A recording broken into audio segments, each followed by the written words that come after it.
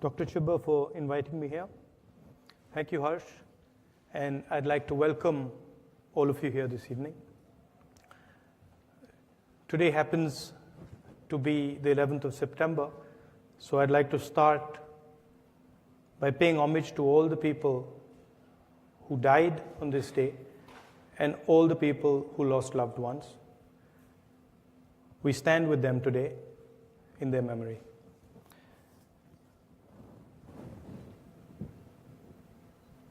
As a politician, we get to go to many places and listen to many different people. And I'm going to start today by telling you a little story. Many years ago, you'd remember that there was a huge tsunami that came to India. And it hit the Andaman and Nicobar Islands. And one of the things that we were doing at the time was trying to send aid to the Andaman and Nicobar Islands. And I was looking at a list of people who had died. And there's many communities who live on the Andaman and Nicobar Islands.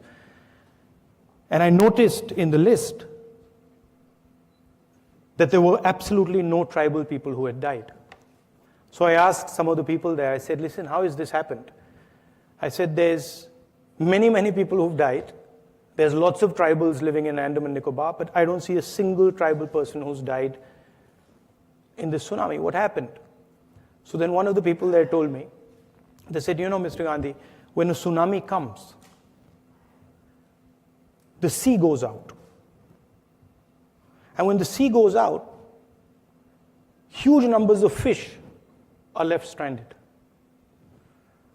And he said the tribals, they knew that when a tsunami goes out, when the tsunami comes in, just prior to it, the sea goes out. Whereas the non-tribals didn't know this.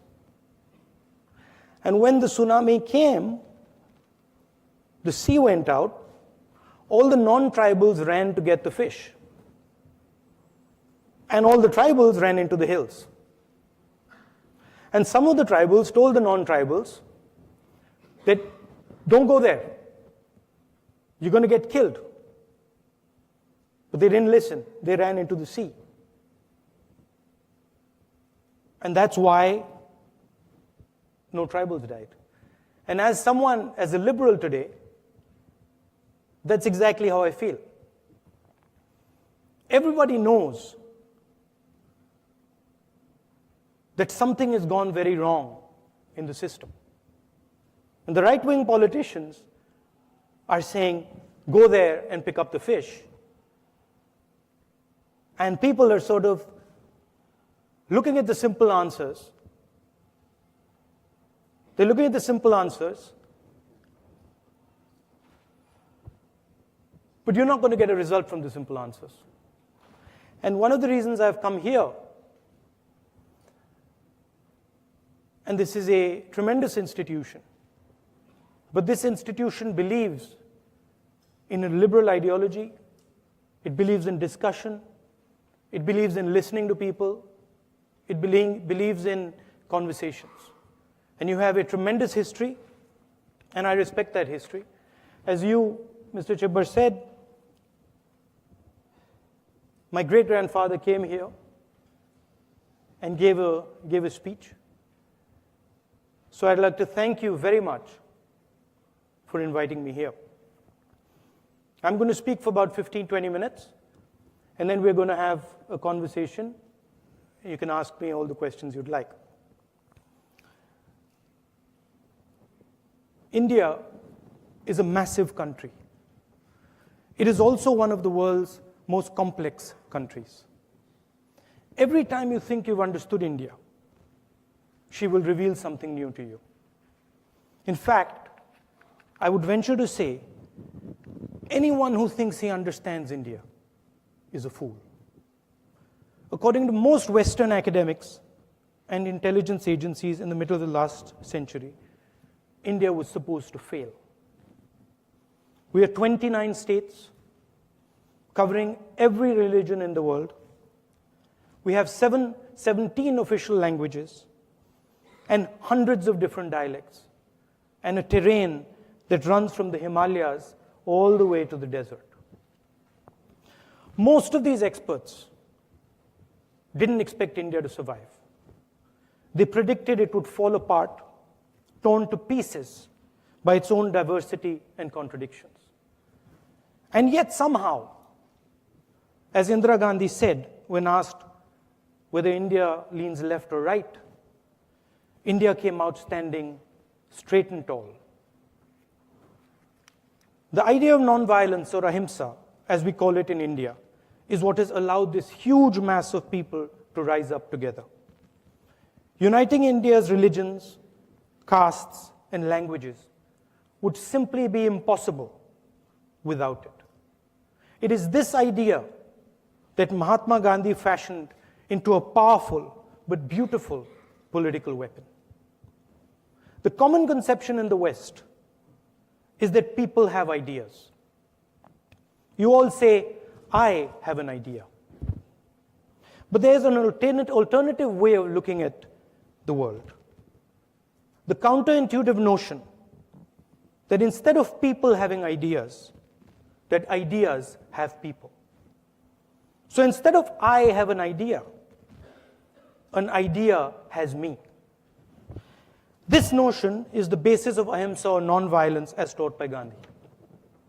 If one accepts the notion that ideas capture people, then the only possible response to a person infected by a bad idea, any person, is love and compassion. The only action you can take against him is to try and rid him of the bad idea and replace it with a good one. Using violence against a person who is infected by a bad idea actually results in the idea spreading more aggressively, multiplying among the people who care for him and love him. This non-violent philosophy in action has traveled far beyond India. Non-violence is not inaction, Cesar Chavez said. It is not discussion. It is not for the timid and weak. Non-violence is hard work. It is this very idea, this beautiful struggle, that is viciously under attack in India today. But it is also the only idea on which humanity can survive the connectivity of the 21st century and come out unscathed stronger. The road traveled by India since independence has been difficult and filled with formidable obstacles. Our partition was the bloodiest migration in recorded history. At independence, most of our 400 million people were hungry. Yet the achievements of India have been significant. Increasing literacy, expanding healthcare, and raising life expectancy, all within a generation. Achieving self-sufficiency in food grains, averting famine, pushing huge advances in science and technology, even being a front-runner in the field of computer technology. When Mr. Rajiv Gandhi and my dear friend Sam Pitroda, who's sitting here, spoke about bringing the computer to India, there were voices that ridiculed them. In fact, a leader of the BJP who became prime minister later asked the question, what does India need computers for? Why do we need computers? Imagine that. When India built the IITs, the entire world, including many in India, were highly critical of the idea that a poor country should waste money on such technical institutions. They reacted to us with skepticism, wondering why a country like ours would need such institutions. Today, these IITs and other higher education institutions in India play a central role in Silicon Valley and the global progress of technology. And yet, look at us today. We are rightly proud. We have done that and more, lifting hundreds of millions of people out of poverty. For everything everyone says about India, there is no democratic country in human history, and I'll repeat that, there is no democratic country in human history that has raised as many people out of poverty as India has. It has never been done. And we have not done it with violence. We've not done it by killing people. We have done it peacefully together. For the first time in our history, India, if it is steered correctly and faithfully, has the opportunity to wipe out poverty. If India is able to lift another 350 million people out of poverty by 2030, it would be an achievement of which the human race can be proud. Doing this will require us to grow at more than 8% over the next 13 years. India has done it before and can do it again. But it is imperative that India sustain a high growth rate for an uninterrupted period of 10 to 15 years in order to do so. At the heart of this powerful engine that India has built with its blood, sweat, and bare hands since 1947 are jobs and economic growth. No amount of growth is enough for India if it is not accompanied by the creation of jobs. It doesn't matter how fast you grow. If you're not creating jobs, you're not actually solving the problem. So the central challenge for India is jobs. Roughly 12 million young people, 12 million, enter the Indian job market every year. Nearly 90% of them have a high school education or less. India is a democratic country, and unlike China, it has to create jobs in a democratic environment. India does not have, and nor does it want, China's coercive instruments. We cannot follow their model of massive factories controlled by fear. Jobs in India are going to come instead from small and medium scale industry. India needs to turn colossal numbers of small and medium businesses into international companies. Currently, all the attention in India is paid to the top 100 companies. Everything is geared towards them. Banking systems are monopolized by them. The doors of government are always open to them, and laws are shaped by them. Meanwhile, entrepreneurs running small and medium businesses struggle to get bank loans. They have no protection and no support. Yet these small and medium businesses are the bedrock of India and the world's innovation. Big businesses can easily manage the unpredictability of India. They're protected by their deep, deep pockets and connections. But the real innovative strength of India lies with the millions of small firms and young entrepreneurs that run them.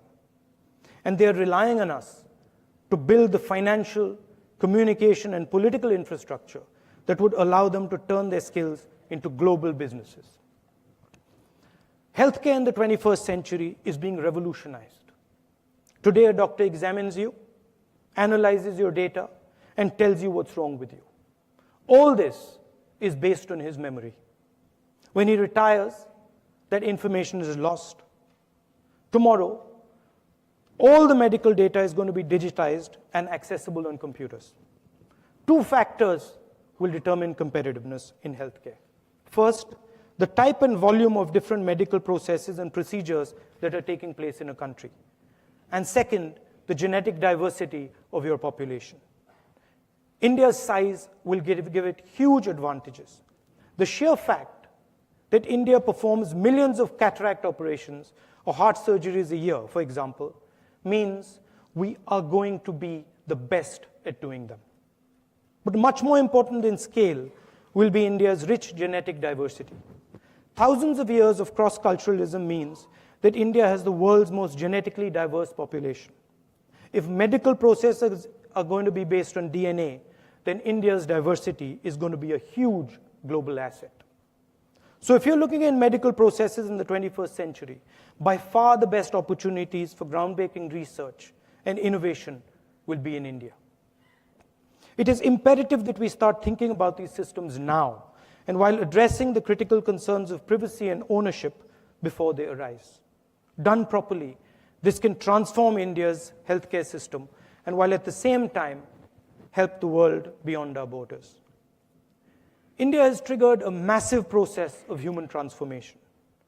The nature of India's transformation has now reached a stage where its momentum is so powerful that our failure is no longer an option. Our success impacts the world, But should our country fail, it will shake the entire world. What India is trying to do is to connect 1.3 billion people into the global economy with minimum disruption possible in a peaceful and compassionate way. But don't be confused. If this process breaks down, the potential for violence is massive. I've given you the positives. So before I end, I need to tell you what can go dangerously wrong. Our strength so far has been that we have done all this peacefully. What can destroy our momentum is the opposite energy: hatred, anger, and violence, and the politics of polarization, which has raised its ugly head in India today. Violence and hatred distract people from the task at hand. Liberal journalists being shot, people being lynched because they are Dalits, Muslims killed on suspicion of eating beef. This is new in India and damages India very badly. The politics of hate divides and polarizes India, making millions of people feel that they have no future in their own country. In today's connected world, this is extremely dangerous. It isolates people and makes them vulnerable to radical ideas. Finally, listening to India is very important. She will give you all the answers that you seek. India's institutions have over 70 years built a profound understanding of our country. We have experts in every single field. Ignoring India's tremendous institutional knowledge and taking ad hoc decisions is reckless and dangerous. Decisions like demonetization, which removed 86% of cash from circulation overnight and was carried out unilaterally without asking the chief economic advisor, the cabinet, or even parliament, imposes a devastating cost on India. Currently, we are not producing enough jobs. 30,000 new youngsters are joining the job market every single day. 30,000. And yet, the government is only creating 500 jobs a day. And this does not include the massive pool of already unemployed youngsters. The decline in economic growth today is worrying and is leading to an upsurge of anger in the country.